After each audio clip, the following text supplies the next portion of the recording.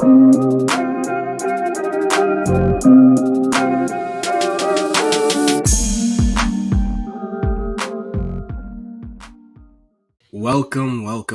to another episode of the Chronicles of Mister.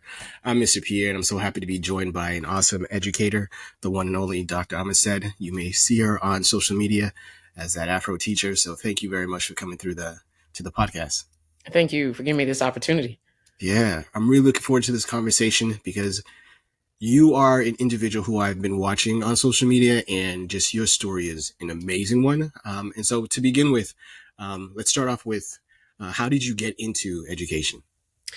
So I actually got into education because I did not have a good experience in education. So kindergarten through 12th grade, I had teachers who were very, I would say, emotionally abusive. They didn't really take the time to connect with me. I had maybe two teachers that I'm still in contact with now that really made an impact on me. But for the most part, I became a teacher because I wanted to make right what my teachers had got wrong. Because there was so much disconnection that when I went to school, I actually despised it. And I wanted to make sure that no students behind me felt that way. Wow. And how many years has it been since you've been in education? So I just finished my 17th year. So 17 years. That's what's up. Dope. And which I say lanes because for me, I see elementary K through 5, middle school 6 to 8, and then high school 9 through 12. Which lane have you been in predominantly in those 17 years? I've actually taught kindergarten through, I taught on the collegiate level, but I guess that doesn't really count. But my little that counts, Doc. That counts. If you're in front of mines, that counts. Yeah. My little safe space is the middle school, 6th, 7th, and 8th grade. Same. A lot of people, when they hear middle school, they're like, bless your heart. Right. You got so much coverage. And for me, I'm just like, no, I feel like any of the other lanes for me is like, bless your heart. Middle school for me is my jam. I love it. Dope. And what subject have you predominantly taught? So when I started teaching, I was teaching PE, actually. Mm-hmm. And then once I got out of PE, I was in interventionist. So I was a math and reading interventionist. This last year, I was a teacher mentor. So I was mentoring the new teachers. And then this upcoming year, I'm excited because I'm going to be a dean of students, which is where I feel my heart is. Nice. And was that always the case?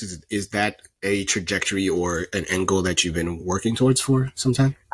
Ironically, I actually wanted to be an administrator.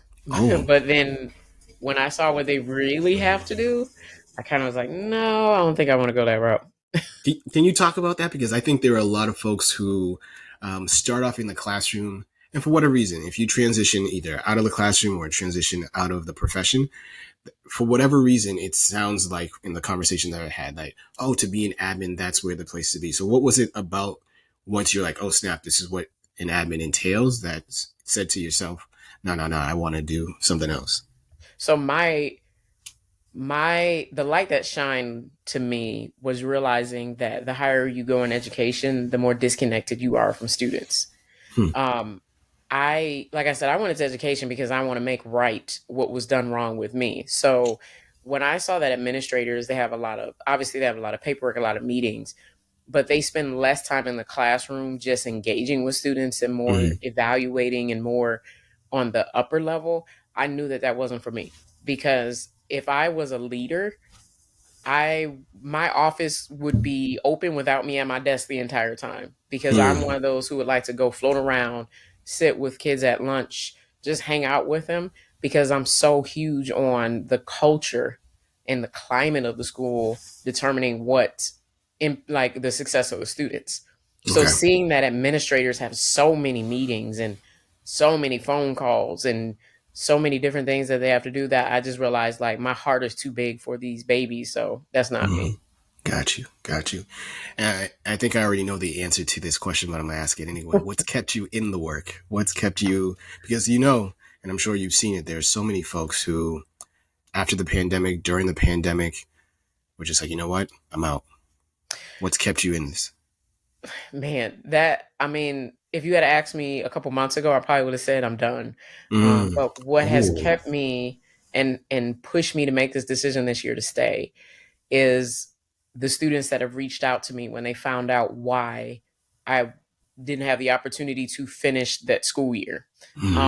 a lot of the students, they didn't tell me at the time, but they let me know after the fact that I was the one teacher that they really felt like could have been their mom. Hmm. So when they tell me things like that, I'm like, I can't leave. And if I leave, it has to be I'm retired or I just can't do it, Yeah. because that means to me that I made a deeper connection, and that child will remember that for a lifetime more than anything I'll be able to teach academically. Whew. Yeah.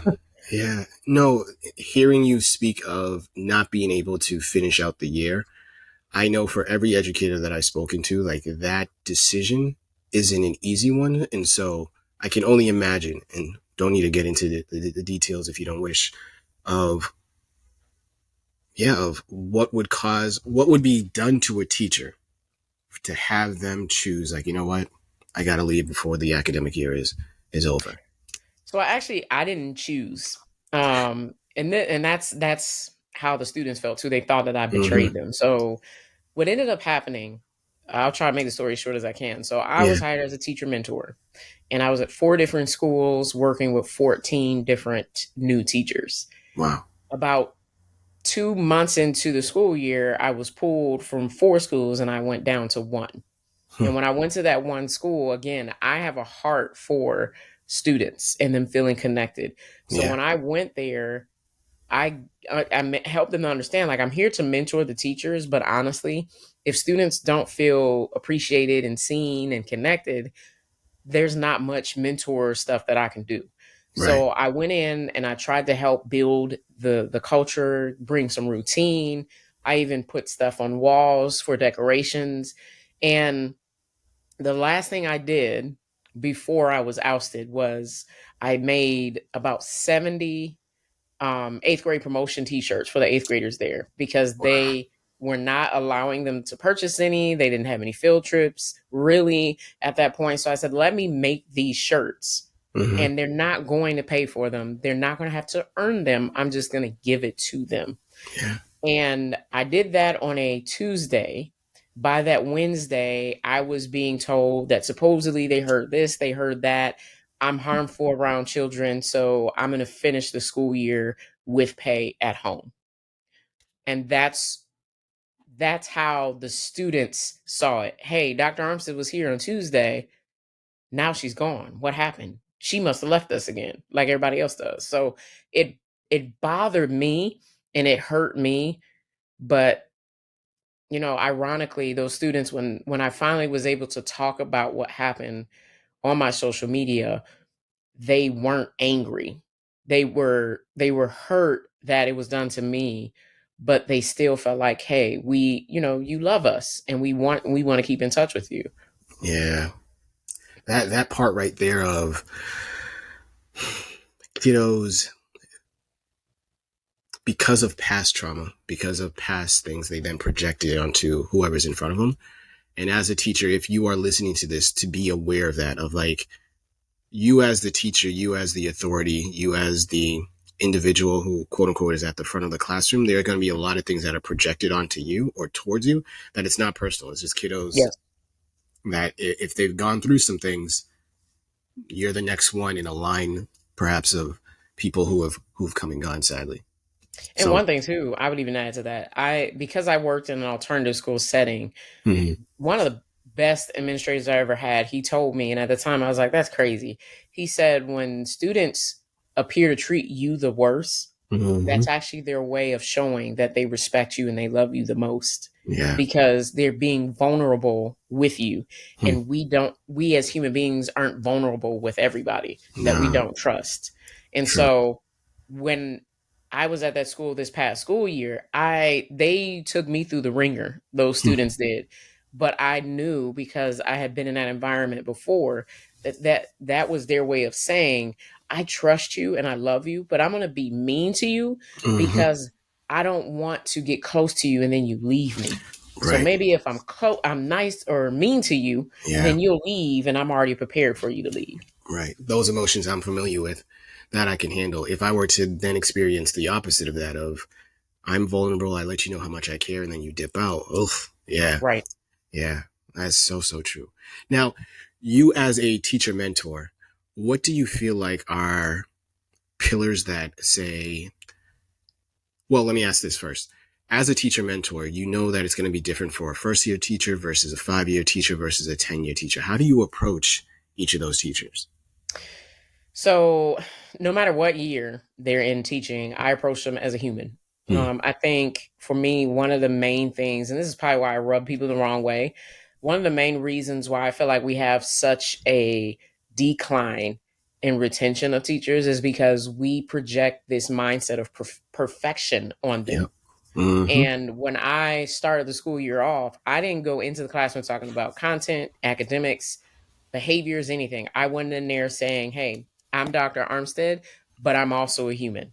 Mm-hmm. So Dr. Armstead is my professional title, but don't get it misunderstood. So Yeah. a lot of the time when I was speaking to those teachers initially, we were just talking life with each other. So Yeah. then when it came time to actually mentor them, they didn't take it as, oh, who is this individual coming here telling me what to do?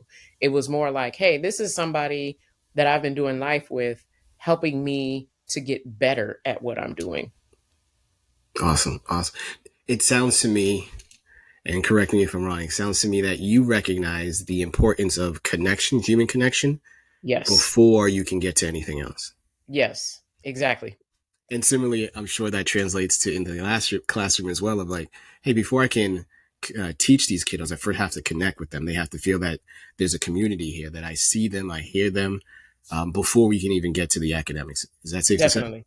Yeah, Yes. I'm And right there I with will you. never forget, I talk about it in my book, but I will never forget this situation. It was a third grader. He was third grade at the time. Mm-hmm. And his teachers were upset with him because he kept fighting and being aggressive. And he just kept getting suspended or in school, out of school suspension. And I remember one time he came down to the gym and the same situation started. And instead of me sending him to the office, I had him sit down and talk with me because, again, I come from an alternative school setting background, and I Mm-hmm. know that behaviors are not always just random. Sometimes children don't know how to effectively express themselves. Yep. So I let him sit in my office for about 5 minutes, and then I walked in there and I said, what's going on? Come to find out, this third grader was dealing with the fact that his mom had just passed away unexpectedly a couple weeks ago. And he was really struggling with it because his Mm-hmm. father had told his siblings, him and his siblings, oh, we're going to go visit your mother at the hospital. But when they showed up, she had already died. Oh. So the child that he was being aggressive with in my classroom had used the word hospital and used the word mom.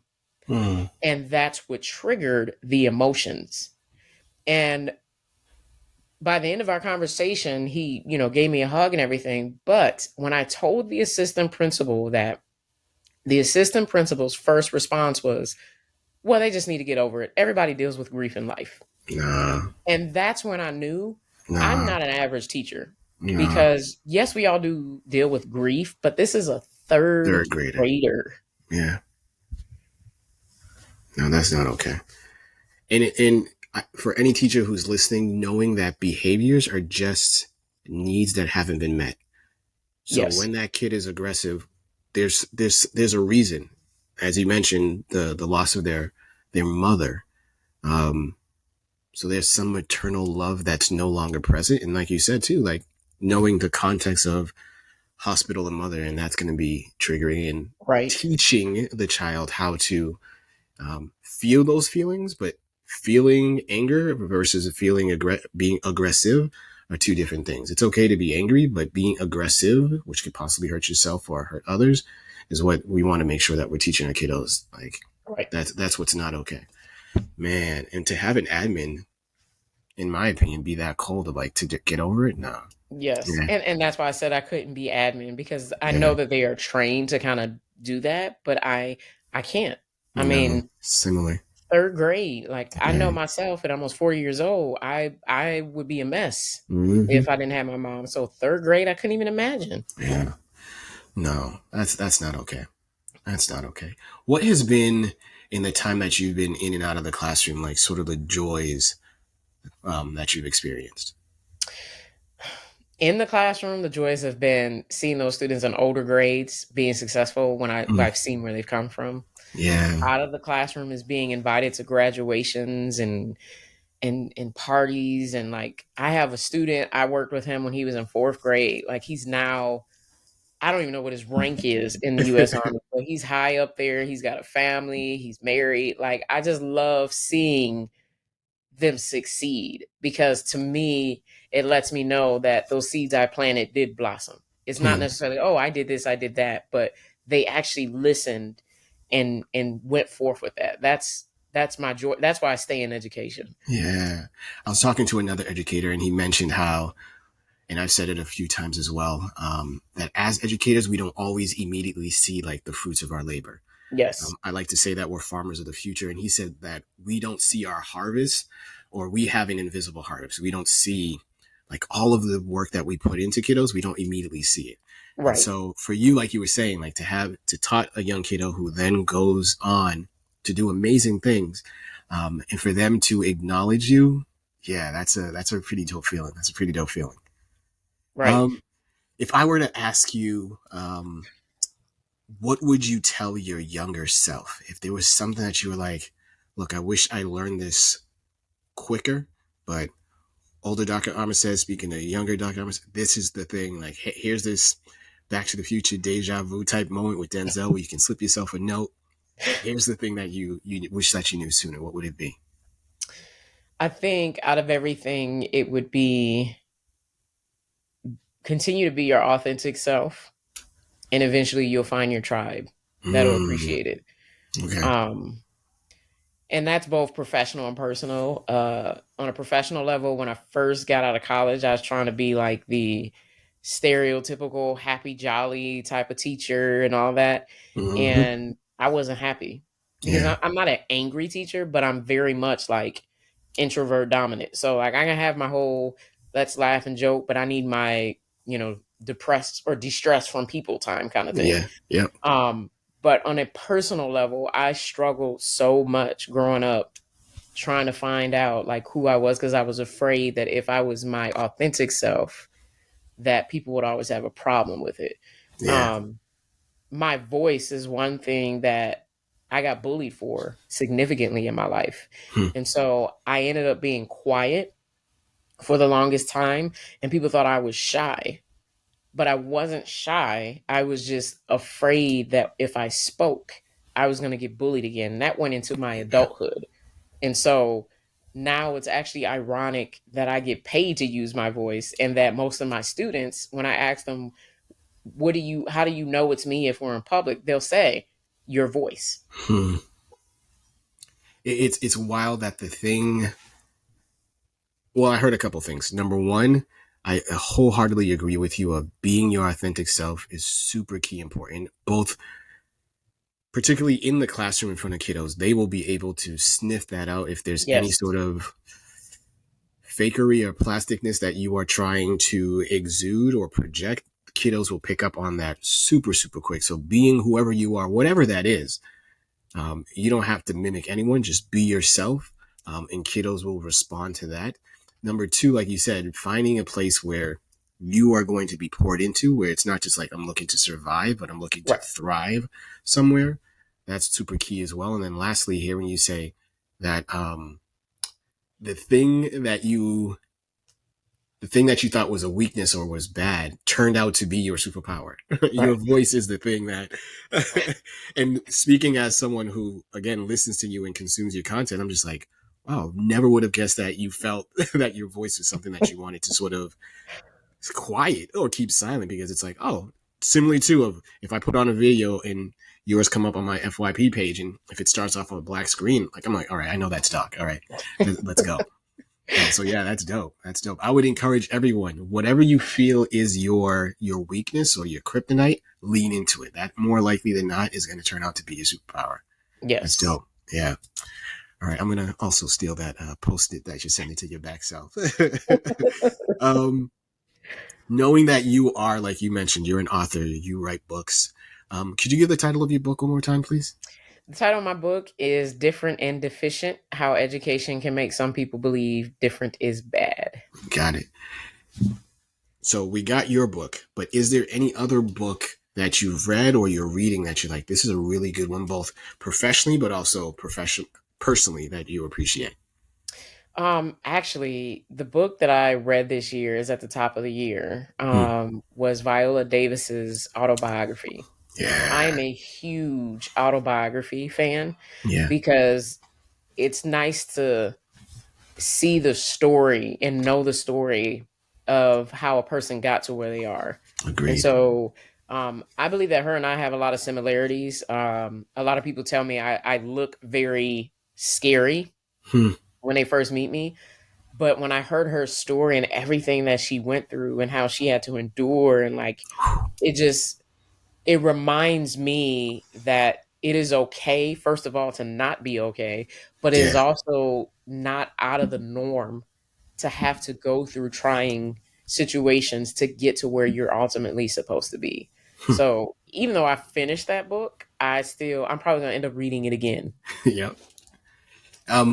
This is a side question. If you were to have a list of your top 3 or top 5 autobiographies, Viola would be one. What would make up the other part of that list? The next one would probably actually, ironically, is the guy who founded and started Nike. I Okay. can't think of his name right now. Um, and then the last one would be, it's kind of a autobiography, but deeper than that, is American Sirens. It's a book on the first EMS workers in the United States, because I didn't know that they were actually Black men. I didn't know that as well. I just learned something new. Could you say that one more time for the folks in the back? Well, who were what biography was that? So Viola Davis, Yep. the founder and CEO of Nike, and That's then Philip Knight. yes, Philip Okay. Knight, that's the name. Yeah. And then the book American Sirens. It's a American discussion and a Sirens. story of the first EMS individuals in the United States, which were Black men.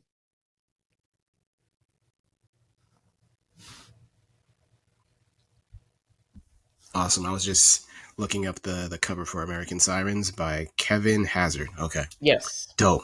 Dope. Dope. Dope. All right. And me being a lover of music, this is always a part of the interview that I love to ask folks, like, if you were to create a playlist, and the playlist could have as many songs as you like, I just say 5 because I feel like that's a top 5 is something I've been doing ever since I was sitting on the stoop and talking to folks. Who would be the first 5, either 5 artists, 5 albums, a mix, 5 genres, 5 songs, whatever it would be? Who would be on Dr. Armstead's top 5? So, artist. First one would be Derek Minor. Ooh, okay. Second one would be Common. These are not in order. Not in order at all. I don't want anybody to debate me on it. So Derek Minor, Common, J. Cole, Tupac. Let me think. Gloria Estefan would be my That's fifth. nice, nice, nice. That's a good mix right there. That's a good mix right there. Who are you listening to right now that you're thoroughly, thoroughly enjoying? I started listening to NF a little more this morning. He Mm-hmm. came out with a new album, and yeah, you can tell Yeah, there's growth going on. I'm a fan yeah. of music where you can see that they're growing and going through things in life. Yep. Agreed. Agreed. Awesome. Folks, if you're listening to this, there has been a couple gems that I believe have been dropped that I'm hoping that you're picking up. One I know is be yourself, whoever that is. Lean into whoever you are. Take the time to get to know yourself.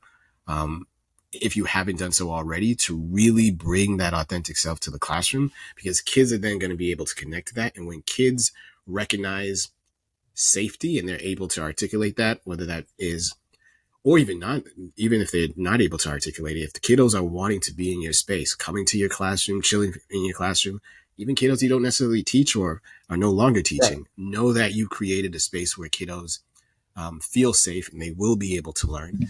And to know that all of the harvest, all of the work that you're putting in, you may not be able to, more likely than not, you are not going to see that harvest or reap all of that immediately, but know that the work that you're putting in will come to fruition later on. And hopefully you'll get that acknowledgement from those kiddos later on to know that, hey, what you did had a great impact on them. I Yes. appreciate you, Dr. Armstead. Thank you so much for coming through on Thank this you. episode of the Chronicles of Mister. I am Mr. Pierre.